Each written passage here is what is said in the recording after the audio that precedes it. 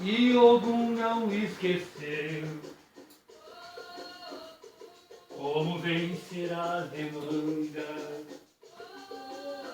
Uma boa noite.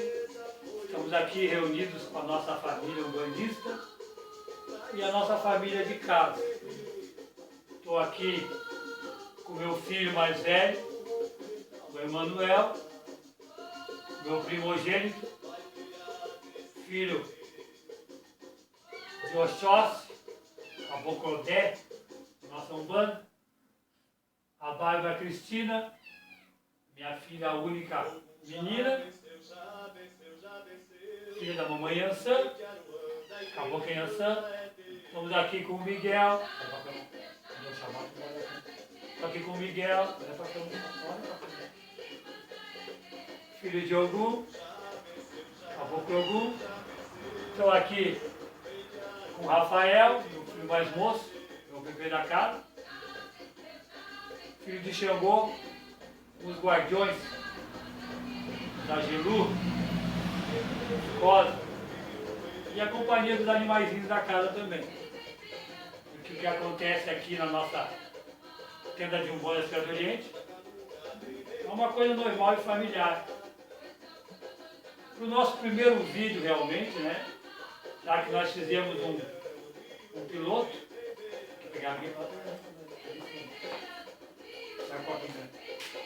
fizemos um primeiro vídeo da Umbanda, que foi um vídeo piloto, a imagem não estava, essas coisas todas, né, mano? E agora eu vou fazer um vídeo primeiro mesmo, um pedacinho de Umbanda. Acho que tá meio alto, só.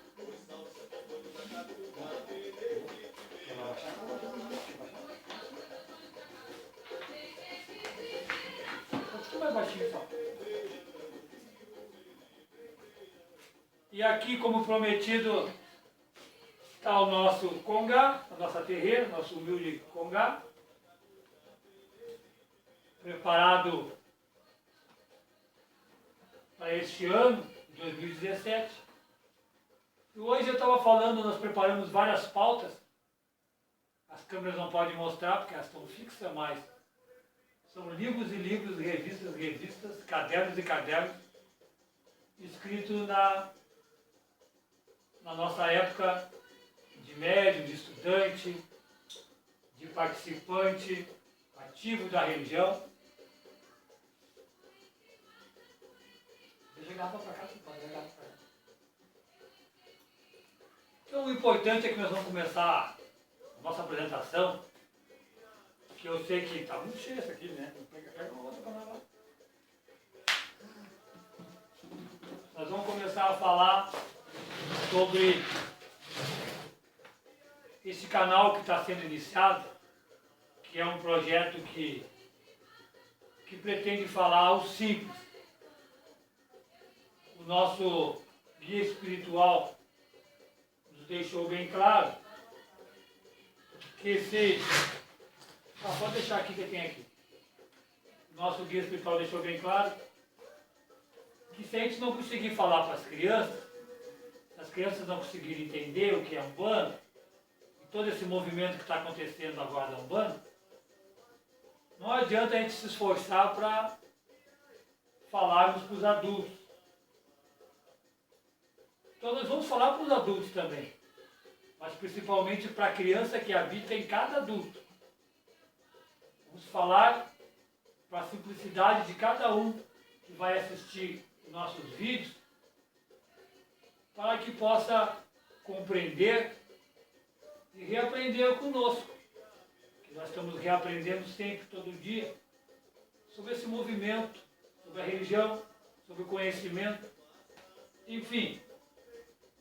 Há muitas coisas que eu vou dizer hoje, que talvez nem meus filhos tenham ouvido de mim, então vai ser um momento descontraído, histórico, da história do pai deles, que atravessou dos anos 70 até os anos 2000, né? 2017 agora. Meus 47 e poucos anos, certo? As pessoas vão perguntar, já estão perguntando por aí nas perguntas do primeiro vídeo piloto, sobre o mestre Padilha, por que mestre, por que essa ousadia de fazer vídeos. Então a pauta do nosso programa, nosso encontro aqui, seria sempre sobre os invisíveis. Tá? Invisíveis. Deve ter uma coisa mais chata que possa acontecer com qualquer um de nós, é quando as pessoas fingem que não nos conhecem. Seja num encontro, numa sala de aula, num grupo de amigos, de colegas, na família, no supermercado, no trabalho já realizado, em que as pessoas fazem de tudo para tornar uma pessoa invisível. Às vezes por inveja, despeito, às vezes para tentar apagar a chama da pessoa. E eu tenho notado com meus filhos, nas nossas pesquisas, que os irmãos do Norte, Nordeste, mas principalmente os irmãos da região Central, Sudeste, Rio de Janeiro e São Paulo, apesar de serem bons escritores, já lançaram diversos livros, apesar de eles terem canais no YouTube, canais que têm centenas e centenas de acessos, eles estão usando uma prerrogativa de colocar invisíveis o resto do Brasil. Eu sei que no Norte, no Nordeste estão sofrendo isso também. E aqui no Sul também. Então eu quero deixar uma mensagem para os irmãos, escritores de vários renomes, sucessores de tantos escritores famosos também, que o Rio Grande do Sul, nós, os gaúchos, nós temos uma história na Umbanda. A Umbanda no Brasil não acontece sem a bombacha. Não se pode falar em Umbanda no Brasil sem citar personalidades gaúchas, né, que viveram aqui no Rio Grande do Sul, ou que vivem ainda, ou que têm seus discípulos aqui, sem falar neles. Certo? Hoje, inclusive, nós tivemos uma aula aqui no terreiro, com as crianças, do fundador, em cartório da Umbanda, no Caboclo das Sete Cruzilhadas, e eu coloquei que existem caboclos mais antigos, tão importante quanto, fundadores da Umbanda também. E hoje eu quero falar só da introdução, para depois falar sobre a minha vida,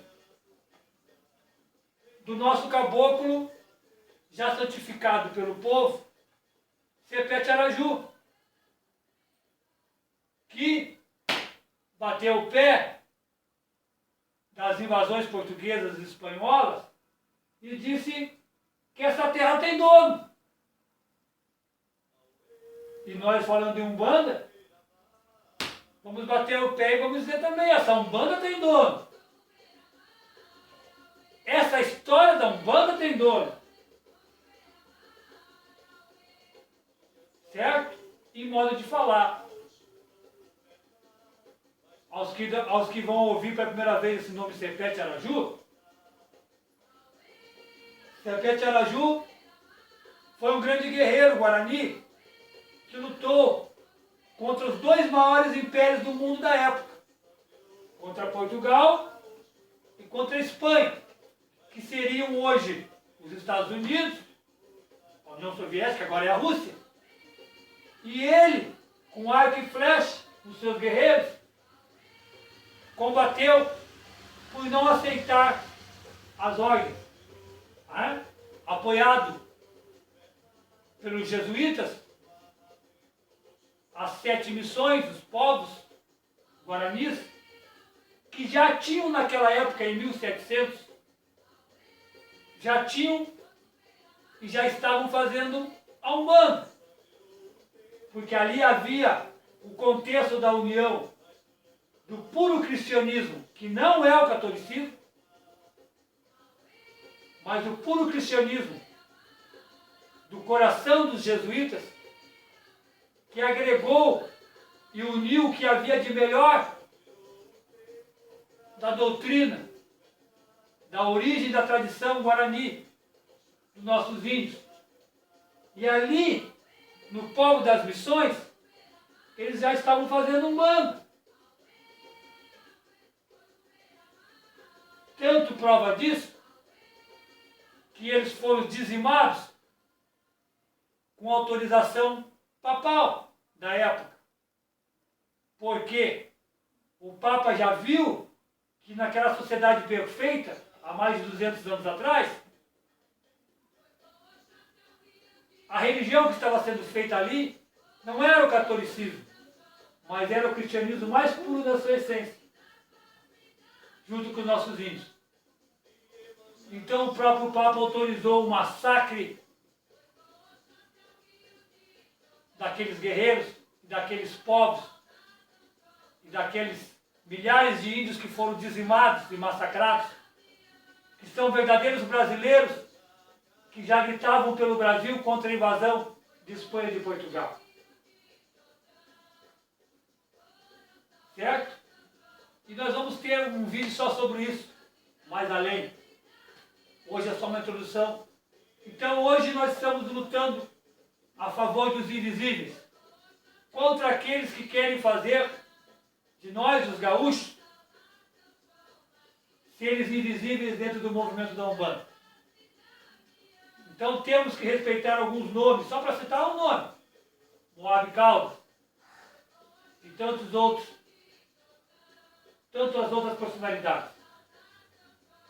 Aqui mesmo, na nossa terra, de Viamão, também tivemos precursores do puro batuque. Um abraço à grande família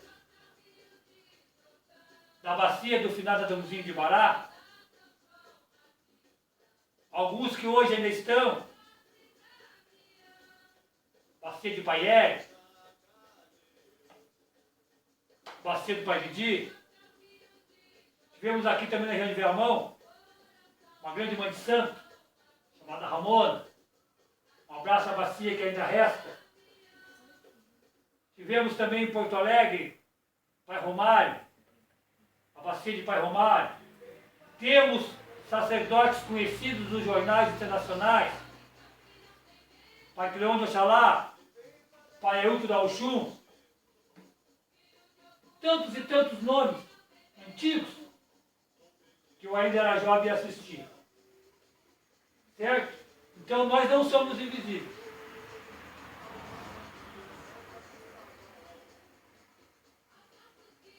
Tudo bem até aí?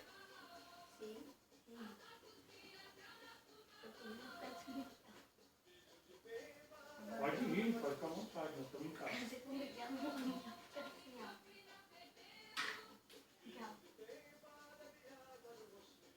Quem sou eu, meus filhos? Meu nome é Ronaldo Padilha. Eu uso Padilha não porque alguns acham que é da Maria Padilha. Nosso maior respeito para as entidades que utilizam esse nome, mas o meu Padilha é sobrenome, assim como é o sobrenome dos meus filhos. E assim como é o sobrenome dos meus avós e tataravós, que se perde na Espanha e Portugal também até chegar ao Brasil. No ano 2000, por causa de procurar dar aula e trazer a doutrina da Umbanda, eu recebi o grau e a função de mestre, que nada é mais do que um professor, alguém que luta pela doutrina, pelo esclarecimento. Vamos chegar na origem agora.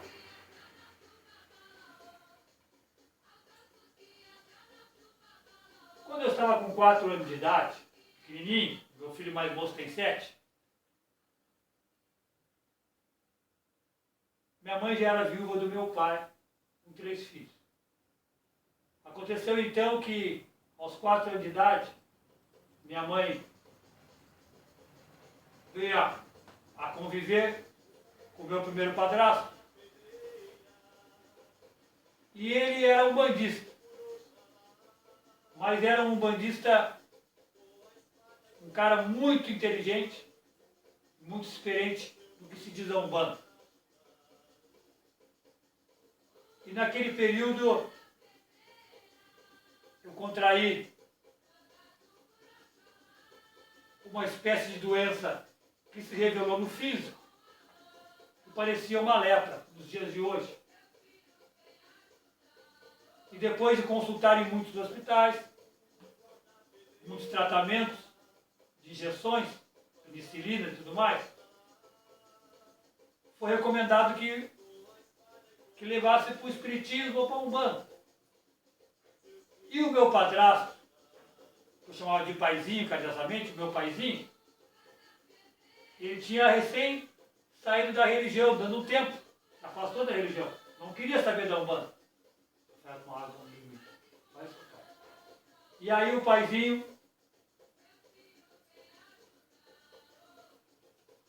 não queria nem saber da Umbanda. E naquela noite, ao minha mãe comentar com ele, que deveria ver o meu caso da minha doença para a Umbanda, eles tiveram uma discussão muito feia. Quando chegou no fim da noite, ele dormindo, o pai velho, a entidade do pai velho, pegou ele, ou seja, ele incorporou dormindo. E naquele dia o pai velho disse a mim, que estava num quartinho separado, porque a doença parecia muito grave, poderia pegar em toda a família, que em 7 dias ele ia me curar. Deu um carteiraço que em 7 dias, incorporado no meu paizinho, aquele preto velho, aquela entidade, iria me curar. E assim aconteceu. E que aos 7 anos de idade, eu fosse batizado pela Umbanda. Dali em diante, eu comecei a melhorar, fui tratado. E no 7º dia, toda a enfermidade do corpo que eu tinha, descascou e caiu que nem folha da árvore, assim como ele tinha falado. Aos 7 anos, num ritual entre eu e meu padrasto e os seus anjos de guarda, eu fui batizado e virei o cambondo dele dos 4 anos até a última sessão que ele fez em casa, num quartinho, com uns quadrinhos desse tamanho. Meu padrasto, meu paizinho, era um mestre umbandista. Mestre como não se vê hoje em dia. Já sabia sinais de pemba, e já falava coisas que hoje, a recém, depois de muito estudo, e muita doutrina, e muito aprendizado, e muita experiência, eu a recém estou aprendendo. Aos 9 anos, por motivos pessoais, se separou da minha mãe, e eu fui para o orfanato. Lá no orfanato católico, eu fui vocacionado para ir para o juvenato, que depois iria para o seminário ser padre. A minha vocação era para ser padre. E eu muito queria, e muito fazia gosto. Estudei teologia básica lá dentro, depois o que a juventude podia estudar. Fiz parte de todos os grupos de jovens da minha época, dos 10 aos 15 anos. Fiz os retiros diversos que eram necessários ao ano, em média 2 a 3 retiros espirituais, para ganhar experiência nos retiros. E fui o leitor da missa, que alguns hoje chamam de auxiliar de missa, e outros nomes. E ali fui aprendendo o máximo que eu pude de Bíblia e de coisas também do cristianismo, embora da forma católica, mas foi uma coisa muito boa. Ao me formar no orfanato aos 16 anos, 15 para 16 anos, o catolicismo não me ajudou mais. Não conseguiu na minha vida me levar adiante. Ficou um vazio, porque enquanto eu estava no orfanato, aquilo ali tudo era muito firme, muito seguro. Quando a vida começou mesmo fora do orfanato, o mundo começou a engolir-me, como qualquer jovem da época, rodeado de jovens que apenas consumiam drogas ou coisas assim, não queriam nem saber de religião, e até porque a religião, na maioria, não consegue sequer segurar as crianças do terreiro, elas dormem, né? Quanto mais o jovem que está agitado. E fiquei, pela primeira vez na minha vida e única, fiquei mais ou menos 1 ano na minha vida como ateu, sem religião nenhuma. Foi meus 16 anos, onde eu digo que foi meu ano escuro, onde eu pude encontrar a escuridão. Mas o plano astral quis que eu reencontrasse e aprendesse com aquela escuridão a procurar a luz. Conheci uma senhora vencedora maravilhosa, que me deu os primeiros acessos, chamada Mãe Branca, onde me deu um nome de guerra, que eu não uso. E aos 17 anos, eu fui conhecer, pelas minhas pernas, o Espiritismo de Allan Kardec. Fui para a escola da casa Francisco Cândido Xavier, que, coincidência ou não, é em homenagem ao santo católico São Francisco Xavier, e não ao Chico Xavier do Espiritismo. Tá? E essa casa é uma das maiores casas do Rio Grande do Sul até hoje, aonde, quando o médium chega, ele faz escola mediúnica, depois ele faz escola de magnetismo, tem a aplicação da doutrina espírita. Na verdade, é uma das casas mais organizadas do Rio Grande do Sul em matéria de espiritismo, de Allan Kardec. Onde na época era o diretor irmão Mário, grande iluminado irmão Mário. Escritor, diretor e iluminado. Como eu sempre amei a Umbanda, nos meus tempos de criança, mesmo sendo médium já formado espírita, eu comecei a visitar casas de Umbanda para procurar encontrar aquela Umbanda que eu sonhava. Não as que já há por aí daquela forma meio variada ou genérica da Umbanda. Aos 18 anos fui ser garçom, fiz um curso técnico de hotelaria e garçom. E aos 19 para 20 eu fui ser militar. Fui ser policial militar. E na polícia militar, como tinha muitos amigos de religião, diversas, um dos meus melhores amigos, o Edson, um abraço para ele, me indicou a sua mãe física, carnal, que ela praticava Umbanda mesmo. Mas eu já tinha conhecido outras casas de Umbanda. Conheci a casa do senhor Tiriri, a qual um dos guardiões da casa trabalhou lá, naquela falange, e eu encontrar a mãe do Edson, que o apelido de guerra dele era Garcia, eu, Padilha, me identifiquei com a casa de Umbanda e resolvi que ali eu voltaria para minhas raízes de Umbanda. Quer sentar ali mais confortável? E o que eu aprendi lá? E como era lá? Quem quer saber? Eu quero. Como era? Como é que era lá? É. Lá era uma casa que nem aqui, onde havia duas crianças, duas meninas, menores que você, talvez uma do teu tamanho e outra menor.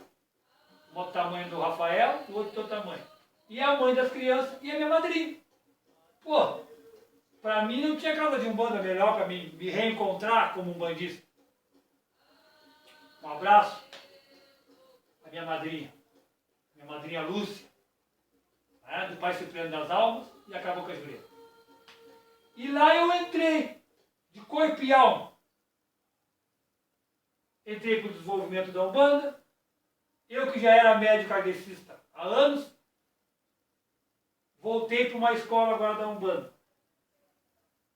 Eu que trabalhava sentadinho ou de pé, dirigindo salas mediúnicas, agora me colocava na Umbanda para o desenvolvimento como médium, mais médium de aprendizado agora umbandista. Que até então, tudo que eu conhecia na Umbanda não era como médium, era como pessoa que participava. A minha madrinha eu desenvolvi, fui desenvolvido, né, pelo senhor Caboclo Ogum, e não preciso dizer o nome, Caboclo, porque eu aprendi que o nome é o que menos importa para as entidades. Por humildade, para eles o nome é o que menos importa. A minha madrinha me deu as condições necessárias para que eu conseguisse continuar o meu aprendizado espírita kardecista e somar o aprendizado da Umbanda que eu já trazia, do meu paizinho, e somar ao dela, dessa Umbanda tradicional popular. Claro que a minha inquietude de jovem, ainda com os 20 e poucos anos, 20 ou 21 ou 22, eu não me lembro bem, queria algo mais. Eu não queria apenas acender uma vela. Eu queria saber a função da vela. Por que se acendia uma vela? Qual a explicação dela científica? Porque o espiritismo que eu via, o kardecismo que eu via, falava em ciência. Então eu não podia aceitar que a nossa Umbanda, ou a Umbanda que eu estava procurando e querendo, não tivesse função científica. Não me bastava acender uma vela. Tinha que ter explicação científica, magística.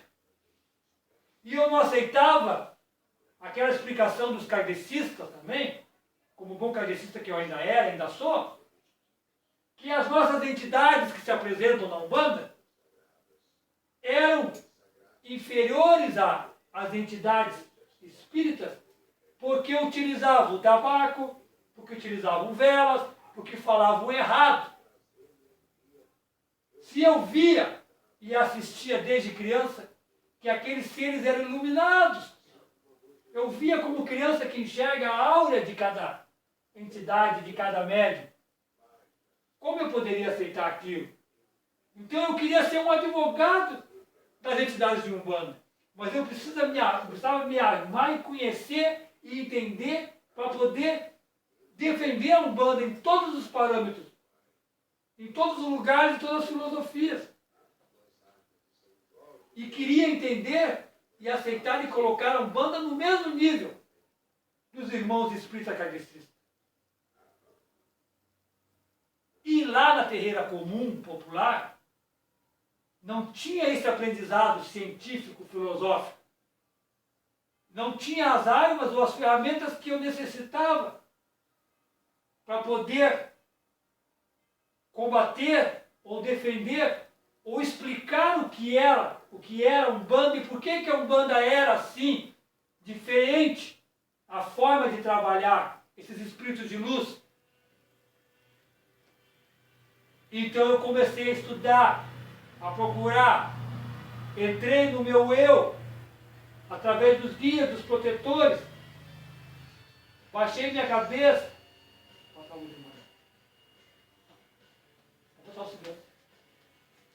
e fui à luta. Com o passar do tempo, o meu sonho era colocar uma casa, que não era uma casa, era um centro espírita que aceitasse a Umbanda. Eu não tinha pretensão jamais de ter um santuário de Umbanda. Eu não tinha pretensão de ter uma terreira de Umbanda. Nem sequer cogitava a possibilidade de eu ter uma terreira. Eu tinha, sim, a pretensão de ter um centro kardecista que aceitasse a Umbanda, que entendesse a Umbanda e que também os guias da Umbanda pudessem trabalhar. Essa era a minha pretensão. Jamais colocar uma terreira. Até porque, como não havia explicações para aquilo que eu via ou aquilo que me questionavam, sobre os senhores Exus mesmo, o enigma do Exu, ou o enigma do caboclo, que é um índio ou é um ser superior, ou o enigma do preto velho, que fala errado, ou, na maioria das vezes, meio que deforma o médico, né?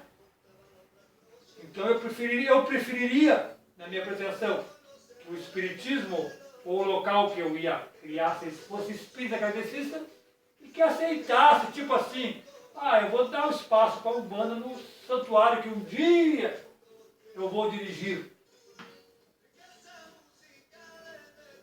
Mas quis o meu pai de cabeça, os guias da Umbanda, que um dia eu tivesse uma terreira. E a mãe Jurema, a minha mãe espiritual da terreira, tocando a minha madrinha, colocou essa situação para mim, que eu iria abrir um centro, eu ia abrir uma tenda de Umbanda, um terreiro de Umbanda, que eu me preparasse, estava chegando a hora com a minha idade.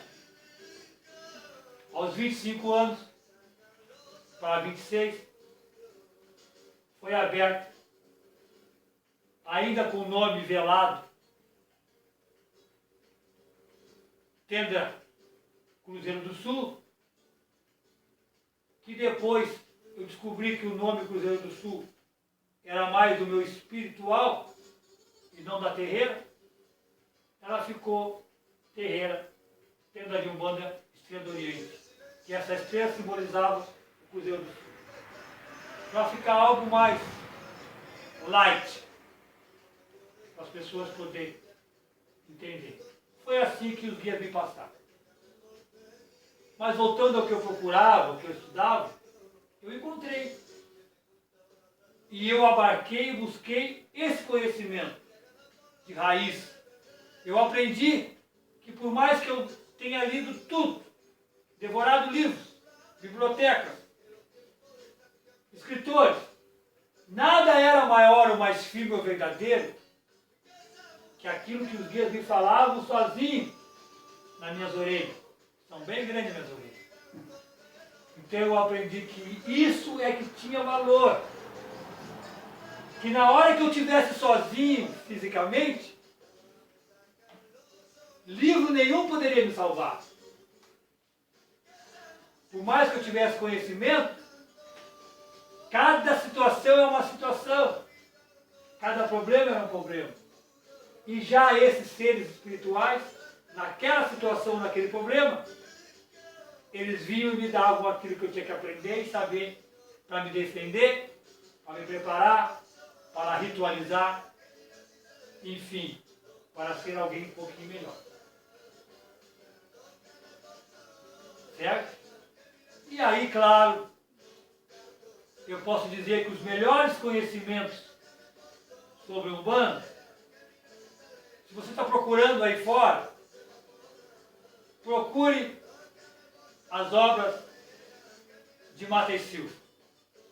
Não precisa entrar a fundo, porque talvez você que esteja procurando não tenha condições de absorver tamanho conhecimento. É muita coisa. Mas procure as obras de Mata e Silva. E vou dizer, falando dos invisíveis agora, que Mata e Silva se tornou invisível. Porque esses escritores modernos que estão aí, esses livros que enchem essas bibliotecas, a minha e outras, copiam tudo que o Mata e Silva escreveu. Copiam, mas não dizem, não dão uma biografia dizendo que ali tem algo copiado de Mata e Silva. Só para vocês entenderem o que eu estou falando, a bagunça que era quando eu procurava saber as 7 linhas. O que são as 7 linhas da Umbanda? Eu ia no terreiro pesquisar quais 7 linhas da Umbanda. Nós temos uma linha de santos, eles diziam assim, os santos que vêm com Oxalá, que é Santo Antônio, São Francisco, São Pedro, São Paulo, mais outros santos lá. Depois nós temos a linha do povo da mata, a linha do povo da água. Aí eu dizia assim, tá, mas a linha do povo da água entra também Caboquiara, Sereia? Não, aí é a linha de Sereia. Aí depois eles tinham a linha do Oriente, a linha dos ciganos, a linha do Caboclo do Oriente, era tanta linha que não era 7 linhas. Mas eu digo, mas eu quero aprender para poder passar adiante. Eu pedia misericórdia para as mães de religião. Eu queria poder entender, porque você que está procurando agora, a juventude que vem agora também quer saber. Mas que bagunça é essa? É ou não é 7 linhas? É 7, 8, 9, 10, mas... E só teve um escritor, um mestre realmente de fato, que é Mata e Silva, está no astral, ou já está para reencarnar, ou já reencarnou, que classificou de uma maneira pedagógica, verdadeira, doutrinária e espiritual as 7 linhas. 3O, 1X e 3Y. O Oxi, Oxalá, Ogum e Oxóssi. Xangô, Iorimá, Iori e Iemanjá. 3 letras. O O, o X e o Y. E fez mais ainda. 5 linhas são caboclos. Foi o primeiro escritor a falar isso. São 5 linhas mestras. Nem falava em linha mestra. 5 linhas mestras de caboclos e caboclas. Onde os chefes das linhas mestras, a vibração original de Oxalá, a vibração original de Ogum, a vibração original de Oxóssi, a vibração original de Iemanjá e... Não, acabou. E de Xangô. Tá, mas cadê a Mãe Iansã? Está na linha vibração de Iemanjá. Mas cadê a Mãe Oxum? Está na linha vibração de Iemanjá. Mas cadê a Sereia? Está na linha vibração da Mãe Iemanjá. Mas cadê o povo da mata? Está na linha vibração de Oxóssi. Mas e o povo da bandeira? Está na linha vibração de Xangô. E os guerreiros? Está na linha vibração de Ogum.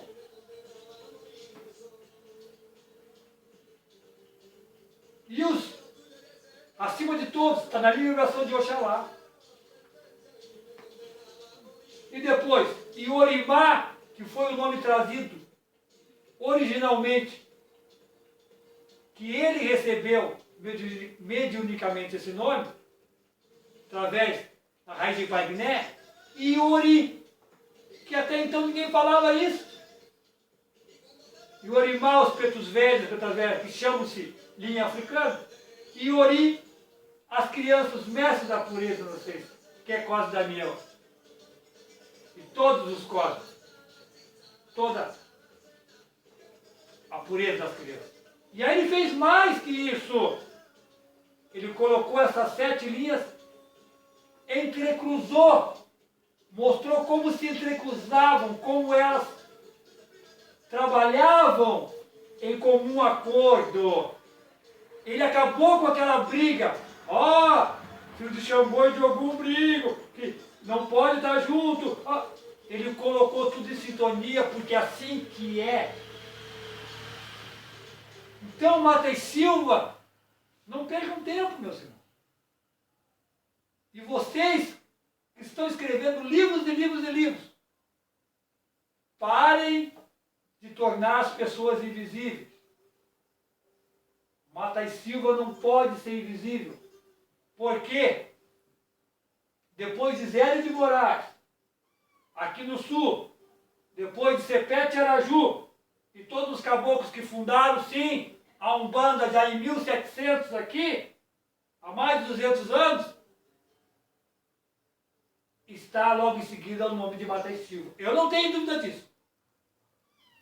Mas ele era radical. Mas ele...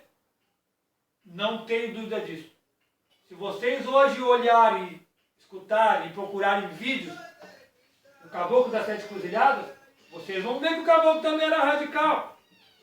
Porque na Umbanda, meus irmãos, a lei da Umbanda não tem meio termo. Ou tu anda nos trilhos, ou tu bota o pé direito e o pé esquerdo, ou tu cai. Não tem meio termo. Então parem de fazer as pessoas importantes e a história importante virar invisível. Sem Mata e Silva, nós hoje não saberíamos o que são as 7 linhas. E alguns ainda estariam apenas batendo cabeça para Santo Católico. Graças a Mata e Silva, que muitas e muitas coisas dentro da religião foi desmembrado. Porque a função do Caboclo das Sete Cruzilhadas é fundar, desbravar. A função de Mata e Silva, também do Pai Guiné, é desabrochar essa rosa, essa flor. E a função nossa é plantar e plantar e plantar e regar essas sementes. Porque os que vêm atrás de nós agora, através da globalização, precisam pegar essas flores, essas sementes e compreenderem melhor. Então não sou ficar ruim. Eu vou falar mais. Sobre isso que eu falei até agora. O que você quer falar? Eu não quero falar não. Fala, o que quer falar? Fala. Tu já estudou tanto sobre isso, já comprou tanto caderno, diz alguma coisa para ela. Nada disso. Claro. Nada. Nada. Então vou fazer pergunta para vocês. Tá, então faz. Eu não quero pergunta. O Emanuel, que é o meu filho mais velho, para vocês que não conhecem ainda, não vão tornar meu filho mais velho invisível. Olha o nome dele, Emmanuel. Já dei nome grande aos meus filhos para que eles não sejam invisíveis. Emmanuel. Então o Emmanuel, que é o nome também do Guia Espiritual de Chico Xavier, né? Que é o nome que eu batizei meu filho. Vai falar um pouco das 7 linhas para nós, então.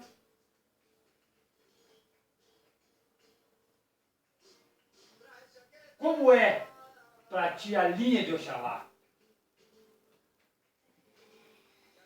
Como tu vê essa vibração, a linha de Oxalá? Já teve a oportunidade de ver algum caboclo na nossa terreira? Vou falar desse livro depois. Algum caboclo? Tu lembra algum caboclo da linha de Oxalá que chegou na nossa terreira? O caboclo era assim. Veio uma vez, fulano, na outra que veio.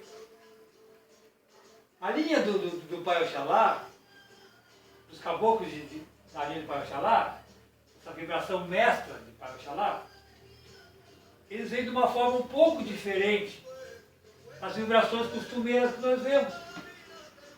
Eles mal sacodem, às vezes, o aparelho, o médico, e falam mansamente. Tanto que alguns que não conhecem, ao ver, vão pensar, ih, esse cara não está incorporado. O cara não dançou, não sacudiu e não berrou, não gritou um manto.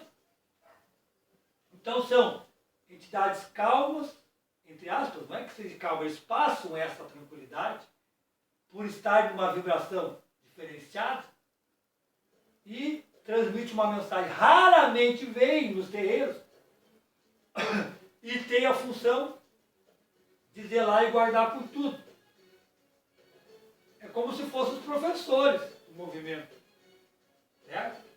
E a vibração na linha de Ogum? Como é que é? São os guerreiros de algum. Como é que eles chegam no terreiro? Aqui, ó, setinhas andando. Já teve a oportunidade de ver uma vibração do Pai Ogum no terreiro? Sim. É? Aonde? Aqui mesmo. Mas quem é que recebe o Ogum aqui? Tu? Ah, eu. Não diz o nome. Daqui a pouco nós vamos lançar a moda. Já fica setinhas andando. Eu trabalho com o Pai Ogum que está fora de moda. O nome está fora de moda. Ó, pai, setinhas andando. Isso. A minha filha traz aqui. Que importante, meus irmãos que estão do outro lado. Eu não sei quanto tempo nós estamos aqui já, né? Falei demais. Vixe. Mas o importante para as crianças e para o jovem, para todo mundo que está procurando agora o que é Umbanda, que legal, quero aprender. Procurem Mata e Silvas, ó. E depois procurem o seguinte: quanto mais fininho o livro, melhor. Fujam de livros grossos. Fujam dessas coisas grossonas, 300. Primeiro, meus irmãos, se nós falar em mediunidade, são fachos de luz quando um guia comanda um médium que tem audiência, ou o dom da clarividência, enfim, alguém que tem a função de escrever e trazer a mensagem. Então fica difícil um médium verdadeiro fazer livros grossos, porque aquilo tudo é muito rápido. Só se ele tiver uma idade de 60 anos para cima. Porque ele escreveu tanto na vida que ele pode formar um livro grosso. Mas todos esses que estão 60 anos para baixo, duvidem. Eles estão mancando o que eu falei agora. Estão tornando algum autor verdadeiro da obra invisível. Porque você pega aquele livro grossão, ele vai dizer que é dele. É meu, eu fui iluminado, escrevi. Oh. Mas não, ele está escondendo ali a biografia de algum autor. Às vezes ele fala em 7 linhas ali, com esses nomes que eu falei. Yorimá e Ori, e ele não se dá o respeito. Desculpa, mas isso é respeito. Porque a lei é bem clara, direitos autorais. Ele tem que colocar lá biografia Mata e Silva. Biografia Rubens Saraceni. Biografia. Ele tem que botar alguém.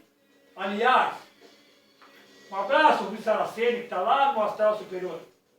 Agora ele deve estar bem. Porque, perdão aos seguidores do Rubens Saraceni, mas o Rubens Saraceni viajava na batata. Eu estou para dizer isso faz anos. Agora tem um canal, eu vou dizer. Ô Saraceni, perdão, irmão, mas tu viajava na batata. A tua Umbanda é de ET. Só pode. Não, só pode. Um dia nós vamos fazer um vídeo só sobre o Rubens Saraceni. As obras que ele escreveu. Com todo respeito. Com todo respeito aos seguidores. Tem muita coisa boa nas obras. Mas tem muita batata. Aqui no sul, para quem não vai ouvir do norte, não sabe o que é batata, para nós, viagem na batata é divagação. É coisa assim. Guardião da Meia-Noite. O Exu não sei o que ele escreveu. Eu li todos os livros, não comprei. Porque tu vai na livraria, tu vai lá e folha, não faz, vai comprar e não compra. A maioria dos livros que eu li foi assim, de graça. Faz isso também. Vai na livraria, vai comprar e lê o que tu quer. Se não prestar, não compra. Não gasta teu dinheiro para encher a biblioteca de livro. Se tu comprar um livro, tu já tenha esse livrinho aqui, então, que chama Umbanda, Origem e Elementos dos Rituais Sagrados, os Orixás e seus desdobramentos. Discovery Publicações. Não tem o autor em si, ou tem? É uma equipe que fez. Para crianças, jovens, para buscadores, um livro simplesinho. Outra coisa boa do livro moderno, cheio de figuras, mãos. Para que ler esses livros pesados, de queimar os olhos? A gente precisa de uma figurinha para ver. As crianças, os jovens, isso aqui fortalece o esclarecimento. Antigamente era muito difícil colocar uma foto num livro, era muito caro. Mas hoje tem que ter figurinha, gente.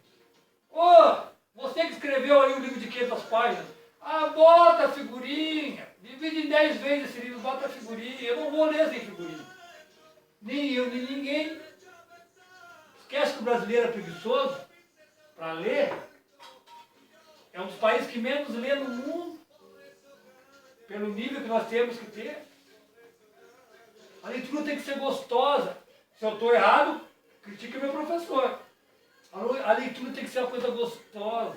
Tem que te chamar a atenção. O livro tem que te prender do início ao meio ao fim. Senão... Olha a bagunça, gatinho. Então, ó, a capa está aqui, ó. Vou aproximar, né? Esta é a capa. Ó. Esta é a capa. Ó. Umbanda, origem e elementos rituais sagrados. Não tem no momento... Quem está falando para vocês aqui não é o invisível, que querem que eu seja o mestre Padilha. Não acredito que alguém tenha ido mais em livraria do que eu, na minha juventude. Não acredito. Não acredito. Eu tinha carteirinha da Livraria Globo e tantas livrarias de Porto Alegre. Eu não acredito. Para criança, jovem, adulto, iniciante, enfim, para todo mundo. Para quem quer redescobrir e reconhecer novamente as coisas simples da Umbanda. Não é para quem quer fazer ritual do fogo. Eu quero fazer ritual das neves. Pare com isso. Meu irmão, vocês que estão aí com 600 mil no canal do YouTube, ensinando a fazer ritual do fogo na internet. Meu irmão, acorda,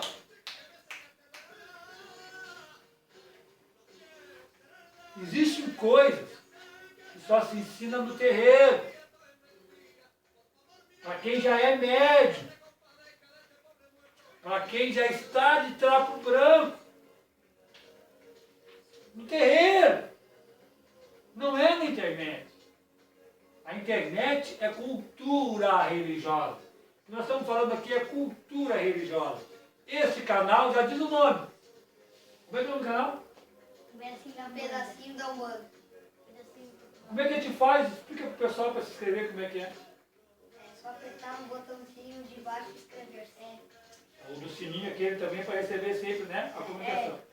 Se inscreva aí, porque esse é o primeiro de muitos e muitos vídeos oficiais. Aqui, Isso eu gostei. aqui os vídeos são feitos,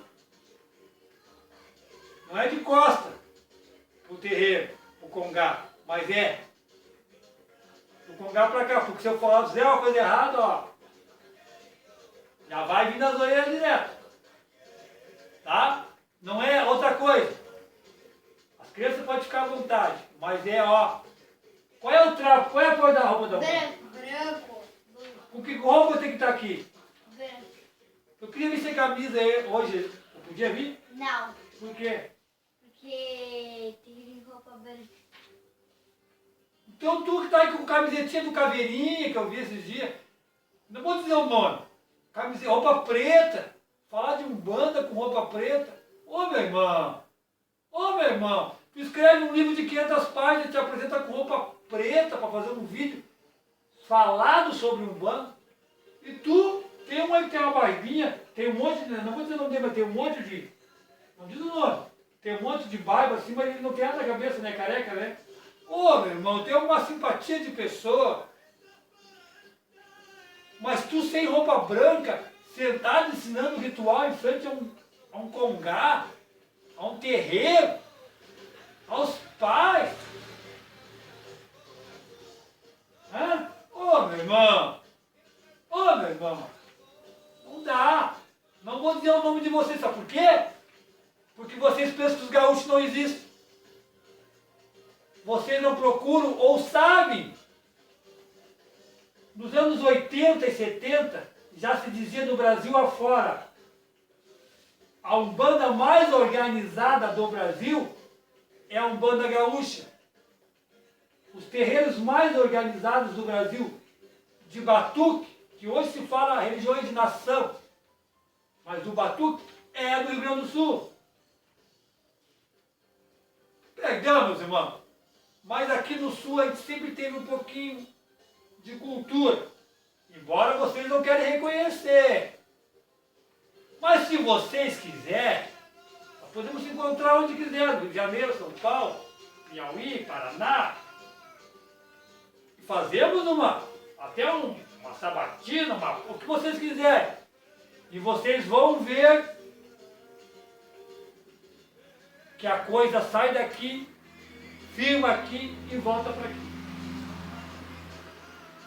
Vamos ver também os vídeos que nós vamos falar aqui. Muitas coisas que não se falam aí fora do Brasil. Né? Nós falamos hoje aqui, nós estamos preparados para isso, não estamos? Sim. Estão preparados? Sim. Estão preparados? Sim. Oh, estou aqui, ó. Ó, o Agelu da Vicenda aqui, cara. Mas o resto estamos aí, ó. Vocês estão mexendo com as forças aqui, ó. Do vento, do fogo, da guerra, da paz. Então, já podemos o quê? Concluir ou não? Sim. Vamos charutinho então. Quer perguntar alguma coisa, dona Maria? Nada. Ah, tem uma coisa pra falar. O Miguel vai arrumar pra você dar uma chinela. Ah, tá bom. Isso é entre nós, então. Tem uns gatinhos aqui que bagunçam tudo aqui. Mas olha, eu adoro gato. Quem não adora gato, vai se encontrar com rato. E hoje o marshmallow eu peguei? Não importa, meu irmão, como é que você pratica a sua religião. Para nós encerrarmos.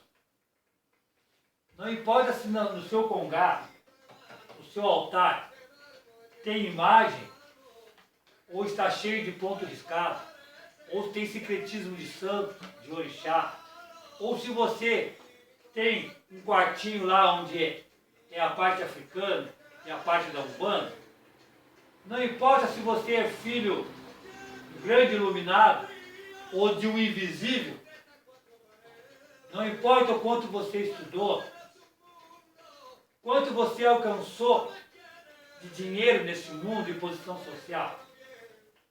O que importa realmente, meus irmãos, é o que brotar aqui de dentro e o que entrar aqui e o alcance das suas orelhas espirituais para ouvir mediunicamente, espiritualmente, as ordens e os aprendizados dos iluminados, guias e protetores da Umbanda.